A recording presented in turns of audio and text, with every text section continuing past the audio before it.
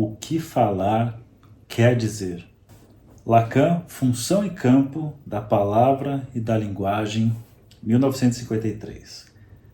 Nesse célebre e polêmico texto, Lacan, freudiano, desenvolve minuciosa e extensamente a renovação lograda pela prática clínica freudiana, a cura pela fala, de explorar o campo da linguagem e os fundamentos científicos que esclarecem a sua eficiência supostamente mágica. A linguagem não é um mero instrumento, meio de comunicação, compreensão, que o falante utiliza para se expressar. E veja só, mesmo porque serve tanto para a comunicação quanto para o mal-entendido e o desconhecimento. A linguagem é a condição do inconsciente, pois é a condição do humano. Alienado e forçado à sua representação pelo seu sistema de signos que possui, a linguagem, este está fadado à divisão, ao desvanecimento e à intermitência. O penso logo sou, cartesiano, René Descartes, penso logo existo, penso logo sou, marca curiosamente a partição entre o eu sou e o eu penso. Quando o sujeito se reconhece no pensar, algo do ser escapa à representação. E vejam só, é no intervalo que ele vai buscar o seu tempo perdido. No intervalo entre os ditos, no interdito, e no deslizamento de uma representação para outra. O bebê humano, quando chega no mundo, com o seu berro, se depara ali com o mundo já pronto, com uma malha de linguagem já pronta, e tem toda uma aventura pela frente, uma tarefa homérica pela frente, de entrar na linguagem, ou a gente pode pensar desse banho de linguagem que recebe, desse traumático do encontro com a linguagem, que vai passar com o tempo do que era grito, e aí a resposta do outro é o grito, criando a estrutura de necessidade e demanda. Essa demanda, esse pedido ao outro, que vai ser necessário utilizar a linguagem que já está ali pronta, mas vai precisar pegar emprestado as palavras dos outros, que sequer conhece, mas vai usar de alguma forma para falar disso que é necessário para responder essa demanda. E nessa tentativa de pedir algo, vai receber algo, mas isso que recebe não é exatamente o que pede. Essa estranheza da linguagem, essa insuficiência da linguagem para dar conta da coisa. Não recebe exatamente, e além disso, não recebe da forma como gostaria. Porque se antes o outro, a mãe, o pai, os cuidadores, respondiam ao grito, respondiam imediatamente a uma necessidade, agora é preciso pedir isso, é preciso reivindicar isso.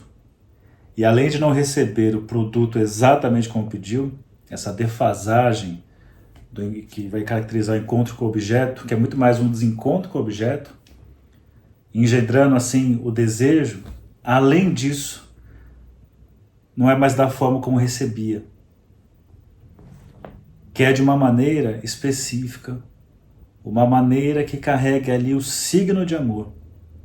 Por isso que toda demanda é demanda de amor. Não basta simplesmente dar isso que eu tento pedir e que vai ser falho, mas também tem que ser de uma maneira em que eu possa verificar ali o signo de amor, reconhecer ali isso. Bom, o sujeito tem esses vários, então, nessa relação com a linguagem, formada por essa cadeia de palavras, de significantes, e que o Lacan vai localizar o sujeito nem aqui nem aqui. nem um significante aqui, nem outro aqui. É no intervalo dessas coisas. Dividido, desvanecido, intermitente, algo sempre falta a ser dito e representado. Algo sempre fica de fora. É isso que se interessa desde o começo ali, desde sempre que a psicanálise se interessou. O que fica de fora. Esse é um dos motivos pelos quais o psicanalista está presente em várias áreas do saber, para escutar o que está de fora e reivindicar, marcar, tem algo de fora aqui. Mas voltando para o sujeito, voltando para a clínica, voltando para o consultório. Estamos ali escutando como clínicos o que é dito, mas o que também o que é dito, o que não é dito e aquilo que é dito sem que a pessoa se dê conta do que está dizendo, não se escuta. Então, o que fica de fora é o que nos interessa, e o que fica de fora, pensando aqui por Lacan, recalque originário, que condiciona todas as artimanhas e artifícios das formações do inconsciente. A linguagem é condição da subjetividade, porque é na fala, dirigida desde sempre ao outro, que o sujeito se constitui. Veja uma diferenciação importante: a linguagem e a fala. Ele se realiza na textura dos enunciados que a enunciação trama. Ideia-chave para pensar na diferenciação linguagem e fala. É na fala recortada da linguagem, isto é, no uso singular, que é isso que escutamos na psicanálise, a escuta singular, não é a escuta dos manuais, das patologias, dos transtornos, daquilo que já está pronto, já está ali um sofrimento pronto, um nomeado pronto, mas aquilo que o sujeito pode falar desse sofrimento. Claro, ele vai falar ali do seu sofrimento utilizando o que ele tem ali das nomeações desse mundo, às vezes até de uma classificação que recebeu num psiquiatra, num psicólogo, ou que ele se identificou ali. O Drauzio Varela falou uma coisa no Fantástico, ele se identificou com aquilo. Mas é preciso um passo além. Ele precisa falar disso. Não basta simplesmente dizer, sou isso aqui, nessa identificação, sem marcar a sua diferença a isso que é exposto, aquilo que é singular. Por isso, mais uma vez, é na fala recortada da linguagem, isto é, no uso singular das leis de combinação dos elementos próprios a cada língua, que o sujeito produz muito mais do que uma expressão, o estilo e a marca de sua existência sempre subposta aos enunciados de sua fala. Outra ideia-chave: o sujeito é função da fala. Lacan o designa como parletre, ou o falacer. Mas como diz meu analista, falacer parece falecer. Então talvez melhor dizer o falante. Para marcar que, além da fala, que atualiza sua presença dividida no mundo, nada dá sentido ao ser, a não ser a fala, que atualiza a sua presença dividida no mundo. Temos uma das máximas do Lacan: o inconsciente é estruturado como uma linguagem. Eis a conclusão lacaniana fornecida por sua prática clínica, pela leitura de Freud, sobretudo pela interpretação dos sonhos, o xiste e sua relação com o inconsciente e a psicopatologia da vida cotidiana. Esses textos explicitam e exemplificam como o patológico, entre aspas, das formações do inconsciente, atos falhos, sonhos, sintomas, humor, xiste, evidencia a lógica da aparelhagem psíquica, ou seja, da estrutura do ser humano. Dizer o que não pode ser dito por meio da condensação e do deslocamento. Dois mecanismos que o Freud descobriu, descreveu e isolou na interpretação dos sonhos. Dizer pelo equívoco e o nonsense o que está fora do sentido e determinar o peculiar da humanidade de cada um, lembrando o singular. A linguagem estrutura o humano, organiza seu corpo, seu desejo e o seu laço com o outro. Desde os primeiros gritos e balbúcios, fazer-se ouvir pelo outro é vital, uma vez que da resposta depende a transformação do corpo biológico em corpo pulsional. Em torno dos orifícios do corpo, a resposta do outro, as necessidades, erogeniza as zonas que ordena e cifra. Inscreve o grito como demanda dirigida ao outro suposto decifrar. E inaugura o campo do desejo, pois sua resposta primordial será sempre faltosa. Lembrando, tem-se pedido essa demanda, e a resposta do outro vai ser faltosa, vai ser insuficiente, falta o signo de amor, e por isso, por ser sempre faltosa, aí eu tenho a inauguração do campo do desejo. A subjetividade é formatada pela sujeição inaugural ao discurso do outro e à castração que ela determina, motivando forçosamente o desejo. E você vê que castração não tem nada a ver com cortar o pênis fora ou coisas do tipo. É a relação da castração com a linguagem, desse se confrontar com a linguagem que já está ali no mundo, no outro. Se submeter a isso, alienar-se a isso, alienar-se à linguagem. E depois dessa alienação à linguagem, poder dizer, falar e produzir aquilo que é singular, que é função do sujeito. Lacan escreve outro com maiúscula para distinguir do alter ego, a palavra ego, e para salientar o quanto qualquer parceiro da novela familiar ou da vida encarna o aparelho simbólico que determina toda e qualquer intra- e intersubjetividade. Qualquer outro encarna essa alteridade complexa à qual o sujeito precisa se submeter, perdendo a liberdade de ser qualquer coisa, ganhando a oportunidade de não ser uma coisa qualquer, ou seja, de se distinguir como um, com letra maiúscula, diante dos outros. Um falante, cuja fala afunda e produz como sujeito distinto, embora alienado. Desde a primeira resposta, o grito é transformado em demanda, ou seja, em significante do sujeito que representa o significado do sujeito para outro. A linguística evidenciou a duplicidade dos signos da linguagem. O significante, aspecto material que em si não quer dizer nada, aquilo que se escuta. O significante é a palavra que se escuta.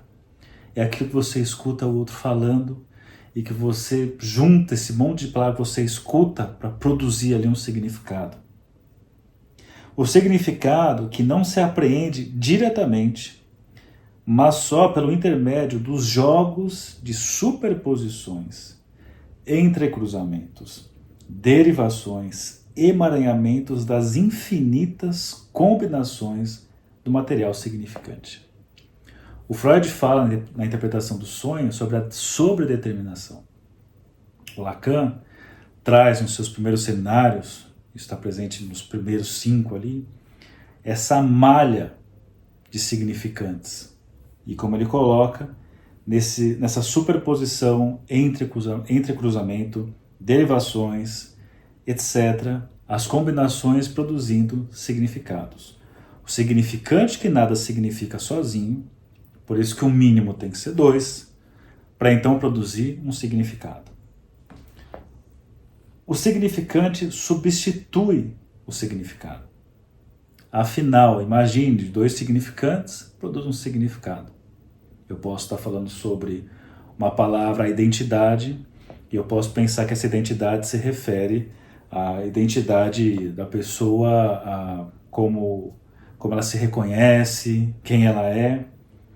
Mas eu posso ali, juntando mais um significante, trazendo o significante documento, e eu entendo que a pessoa diz, perdi minha identidade, eu posso pensar perdi essa referência de mim mesmo, mas eu posso incluir um documento, identidade, já produz uma outra coisa, já tem um outro significado.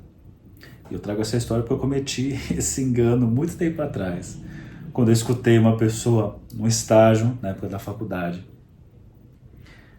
que fazíamos ali um plantão num bandejão que atendia pessoas em situação de rua. E aí essa pessoa chegou até mim e falou assim, eu perdi minha identidade.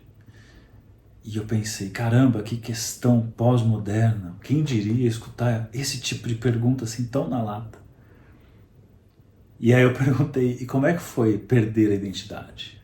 Aí ele falou assim, eu não sei, acho que eu estava no ônibus, quando eu fui puxar a carteira ela caiu e eu não vi. Então eu achei que era uma coisa e era outra. Veja como eu fazia uma amarração significante produzindo um significado e bastou a inclusão de outros significantes para o significado modificar. O significante substitui o significado. E essa operação metafórica de substituição condena o sujeito, assim representado, à ficção e ao equívoco. Lembra lá, que foi dito agora há pouco, que a palavra, a linguagem tem a função de comunicar, mas também a função de não se entender. Também apresenta isso. Então não se limita a ser uma função de comunicação. Pois bem, o significante em si não quer dizer nada. São apenas suas articulações e combinações que evocam e equivocam o sentido. Essa substituição é sempre insuficiente e inadequada, não se esqueçam. Foi o grito do bebê, esse grito que tem uma resposta do outro, que se cria a estrutura de uma necessidade, depois essa relação de demanda e despedido, e dessa impossibilidade de resposta do outro, produzindo assim o desejo. Então, obviamente que toda substituição, afinal se trata da linguagem que está ali antes do sujeito no mundo, é sempre insuficiente e inadequada. Ela não dá conta do recado. Quantas das nossas angústias têm a ver com essa falta de palavra, com essas agonias impensáveis, porque não tem nome para isso. E aí você então, lendo um livro, ou descobre uma música, ou coisas do tipo, aquela palavra te salva. Uma vez, angustiado, chegou até mim uma frase, uma pessoa mandou, e para mim foi muito importante, da Matilde Campilho, que diz: a poesia, a música, uma pintura, isso não salva o mundo, mas salva o minuto, e é o suficiente. Um significante, uma nova palavra, quando você está num momento de agonia impensável, pode salvar um minuto. E salvar esse minuto pode salvar a vida. O Oswaldo Montenegro, ele comenta sobre uma certa melancolia que sempre flerta com ele e suga ele. E ele fala que de tempos em tempos ele vai sendo sugado. E ele fala, tem um momento que é crucial. É aquele momento que se ele não der um passo para frente, ele é engolido. E sabe-se lá o que vai acontecer se ele for engolido. É nessa hora que ele fala alguma coisa, que ele faz uma música, que ele produz algum tipo de ato, que é esse passo que impede dele ser engolido. Ali salva o minuto dele, ali salva a vida dele. E uma outra vez eu estava angustiado, meio que angustiado com aquela sensação de beira de um abismo. Aí uma pessoa disse assim, todo abismo é navegável a barquinhos de papel. Eu montei aquela cena, por mais trágica que fosse, e na hora eu desenhei imaginariamente o barquinho de papel atravessando, ou um aviãozinho de papel atravessando. Aquilo ali tirou com a mão. E essa frase é nada mais, nada menos do que Guimarães Rosa. Mas voltando para cá, essa substituição é sempre insuficiente e inadequada. Ela não dá conta do recado. Promove a busca de outra representação mais adequada ao que faltou dizer. Deslocamento. O resultado será sempre parcial. Não há identidade de percepção. A representação, vejam bem, é sempre uma parte para o tudo. É sempre metonímica. É por causa da irredutibilidade do significante ao significado, visto que um nunca alcança o outro. Afinal, incluindo novos significantes, o significado se modifica, desliza o sentido, que a representação jamais se iguala à coisa. Quer o ser falante precisa usar esses dois recursos da linguagem, metáfora e metonímia, como modalidades possíveis de articulação dos significantes que representam seu significado e que lhe dão sentido. Não tudo é linguagem. Portanto, essa estrutura do significante revela logo o seu limite. Na novela familiar do neurótico, o limite do discurso do outro para lhe garantir o sentido se revela muito cedo. A novela familiar do neurótico é a história que cada um conta para si mesmo. É a transmissão do sintoma familiar, as histórias de quem foi seu avô, quem é sua mãe, seu pai, a história do parto, dos desejos desejados, de quem é quem, o que pode, o que não pode, as coisas boas e ruins. São novelas ali construídas pelos sujeitos para contar suas histórias. A novela familiar do neurótico, do seu sofrimento. O limite do discurso do outro para lhe garantir um sentido se revela muito cedo. O outro aparece então como enigma, como falta, como desejo. Se o romance familiar parece escrito como um script oriundo do discurso do outro, afinal, antes de falar, somos falados, regulando as identificações do sujeito e respondendo em parte à questão quem sou eu, é no desejo do outro, naquilo que não se explicita no discurso, que vai ser lido o que sou eu. É com a pantonímia, usando Freud aqui, sintomática, moldada pela fantasia. Olha que interessantíssimo. Melhores definições de fantasia. Fantasia, intérprete do desejo do outro. Então, mais uma vez, é com sua pantonímia, com seu teatro exagerado, sintomática, moldada pela sua fantasia, intérprete do desejo do outro, que o sujeito atua, encena o limite do sistema como desejo do outro. Estamos sempre ali, dentro de nossas novelas familiares, sintomas familiares. Cada pessoa ali com a sua fantasia, essa fantasia sempre como uma intérprete do desejo do outro. Sou aquilo que supostamente o outro deseja que eu seja. E chega na análise falando isso. E um dos dias mais importantes da análise, claro que não é um dia específico, mas é uma experiência que vai se construindo na análise, é que assim, ninguém está pedindo para você ser nada. Você que entendeu, achou que era com você. Mas veja só que sacanagem, né? Porque você passa uma vida inteira interpretando o mundo a si, as experiências, supostamente respondendo ao desejo do outro, aquilo que o outro deseja de você, deseja do seu desejo. E aí quando você constata na análise que o outro não deseja nada especificamente de você, que nem para você era direcionado isso, você que se enfiou tentando responder a isso,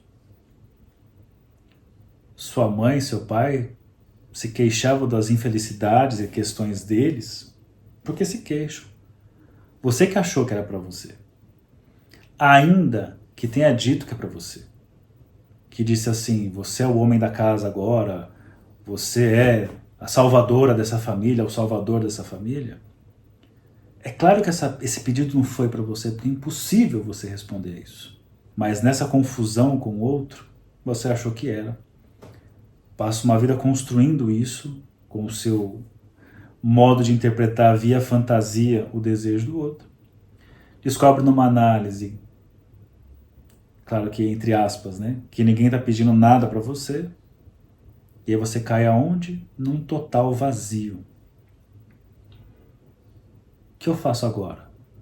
Se o outro não deseja mais nada, se eu não tenho que fazer nada por esse outro. Alguns se deprimem na análise nessa hora. Outros seguem em frente. Se você está no inferno, continue a andar. E alguns, ou muitos, preferem voltar para o lugar do sintoma e continuar ali, criando a ilusão de que o outro deseja algo e que a resposta está naquele sujeito, substituindo o seu desejo pelo desejo do outro.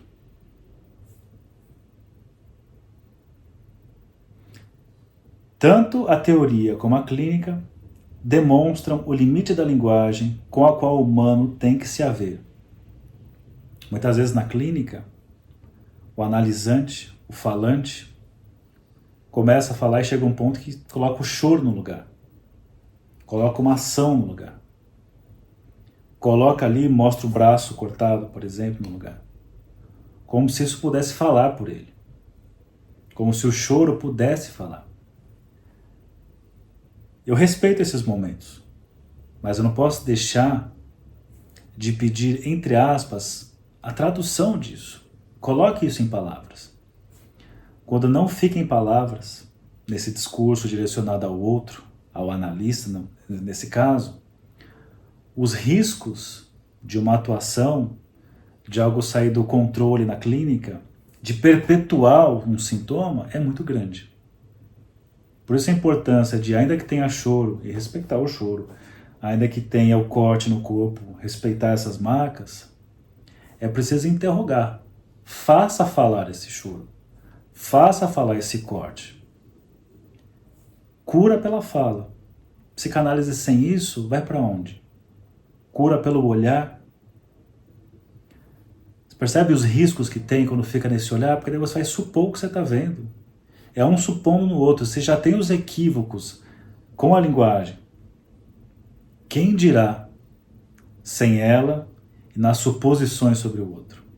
Você não pode saber pelo outro. Então, esse limite da linguagem, veja só, pulsão de morte foi o nome dado por Freud para essa dimensão que se efetiva na repetição. O que se repete é o limite da linguagem, é o indizível, é o irrepresentável. Lacan, por sua vez, a chamou de real, designando como gozo aquilo que permanece impensável, inimaginável, fora do alcance do verbo e da imagem, e que, entretanto, causa e suporta todo o enredamento que recobre e encobre e constitui a nossa realidade. Onde não tem saber, tem gozo, que é o analisante, o falante, ali com o seu sofrimento, com o seu choro, com aquele emaranhado de coisas super confusas que estão ali. Já é complicada a questão da linguagem, a fala e essa passagem para o outro e os desníveis de entendimento que tem nisso. Mas além disso, o sujeito faz um emaranhado ali, sabe? Quando você chega no final do ano, Natal, e você pega aquela caixa que tem 3 pisca-piscas. E tá tudo um misturado no outro. Ao invés de você sentar e naquele trabalho paciente, separar um do outro, ver as lampadinhas que estão queimadas e resolver a coisa, você olha para tudo aquilo assim, meu Deus, deixa aí, vou comprar novos. E a cada ano você acumula. Fica nesse gozo sem fim. Claro que é só uma alegoria, não é isso exatamente. Fica nesse gozo sem fim, não resolve, não quer saber. E onde não tem saber, goza. Deparamos assim com o grande desafio da psicanálise. Como uma prática que não tem outro meio a não ser a fala, vai tratar esse resto que estorva o sujeito? É isso, a psicanálise se interessa pelo resto, aquilo que ninguém mais quer. É mesmo este desafio crucial da psicanálise e do psicanalista. Topar com o resto real da estruturação do sujeito pela linguagem. Esse processo todo do grito, necessidade, demanda, desejo, resto. É isso. É isso que estamos tão interessados na análise, porque é isso que põe o sujeito em movimento, que o faz sofrer, mas também o faz desejar. A palavra topar tem dois sentidos: deparar e aceitar, incluir. O método analítico inventado por Freud, a associação livre, por parte do analisante, a atenção flutuante, por parte do analista, permite topar com as duas dimensões da fala, a estrutura de seus ditos e a emergência de seu não dito. A ética lacaniana nos ajuda a não perder o rumo da fala e o prumo do real. A fala na cena analítica, a associação livre e a atenção flutuante. Os conceitos que permitem aprender a função da fala no campo da linguagem e na técnica analítica, o enunciado, a enunciação, o significante, o significado, a metáfora, a metonímia, testificam as condições de sua operacionalidade. A associação livre entre falar tudo e falar qualquer coisa, trabalho forçado sem escapatória, tende irremediavelmente à exploração do dito e de sua estrutura, assim como do não dito e das tentações de sutura que ele implica. A transferência orienta esses dois eixos, e seu manejo pelo analista revela a sua lógica, mais do que denuncia a sua patologia. A atenção flutuante é um procedimento fundamental do tratamento do texto neurótico, aquilo que o sujeito diz, fala e que o analista lê. A fala não cai no vazio, e sim numa suspensão de sentido que a regra fundamental já solicitava: dizer tudo, mesmo se for sem sentido. Freud esclareceu minuciosamente como a associação livre, que implica o acolhimento do sujeito pelo dispositivo analítico, permite que a narrativa assim proporcionada atualize na transferência o enredo e o enredamento do sujeito, no emaranhamento próprio da ficção tecida no seu romance familiar. Silêncio e voz, a interpretação e o ato analítico. O manejo dessa transferência, tagarela e cheia de sentido, tende aos poucos ao avesso. O silêncio e a voz do analista, a sua presença, tendem tangencialmente a reduzir o barulho da tagarelice dos sentidos que a neurose dá ao desejo do outro, até o limite da estrutura. Castração pura e seu mais além, o ato. A interpretação, no final das contas, silencia as interpretações dramáticas que a neurose deu à tragédia de seu destino do sujeito dividido, castrado e mortal. As interpretações dramáticas da neurose, de ficar sofrendo por uma história infinitamente, de escutar a história toda diversas vezes, é tarefa da psicoterapia.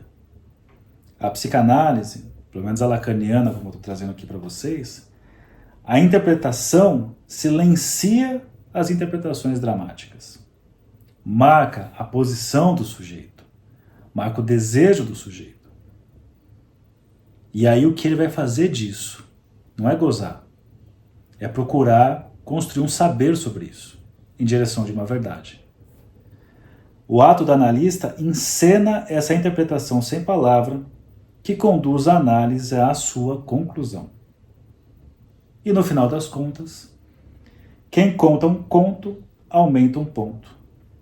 O ponto que se marca no final da análise é a transformação da falta em causa. O que fazia falta e assombrava o destino se descobre causa e renova a história. É a cura pela fala. Esse texto, eu li só metade dele, tem uma outra parte usando Freud. É um belíssimo texto e profundo, escrito pela Dominique Fingerman, do Fórum do Campo Lacaniano, de São Paulo, né? Pelo menos lá que eu a conheci. E o texto chama O que Falar Quer Dizer, Você encontra facilmente no Google, coloca lá, pega esse texto, releia, estude. Tem muita coisa aqui nesse texto para nos ajudar a saber o que faz um psicanalista, o que é uma psicanálise.